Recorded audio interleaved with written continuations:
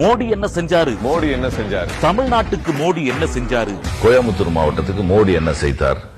தெற்கு ரயில்வேக்கான இரண்டாவது வந்தே பாரத் எக்ஸ்பிரஸ் கோயம்புத்தூரை மாநில தலைநகரான சென்னையுடன் இணைக்கிறது. அமிர்த பாரத் ரயில் நிலைய திட்டத்தின் கீழ் மாநிலத்தின் பழமையான போத்தனூர் ரயில் நிலையம் நவீனப்படுத்தப்பட்டு வருகிறது. ஸ்மார்ட் சிட்டி திட்டத்தின் கீழ் கோவையில் 7 ஏரிகள் 350 கோடி ரூபாய் செலவில் புனரமைக்கப்பட்டுள்ளன.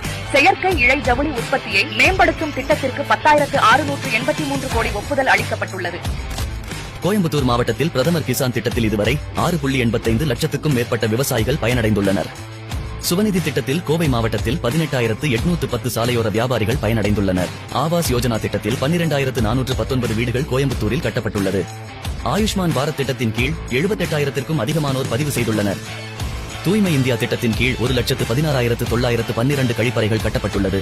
ஜல் ஜீவன் திட்டத்தின் மூலம் கோவையில் 1,85,320 வீடுகளுக்கு குழாய் நீர் இணைப்புகள் வழங்கப்பட்டுள்ளன. மோடி தமிழகத்துக்கு ஒன்றும் செய்யவில்லை என்று பொய்யை பரப்பும் அனைவருக்கும் இந்த வீடியோவை பகிரவும். மேலும் கோயம்புத்தூரை சேர்ந்தவர்களை கமெண்டில் டாக் செய்யவும்.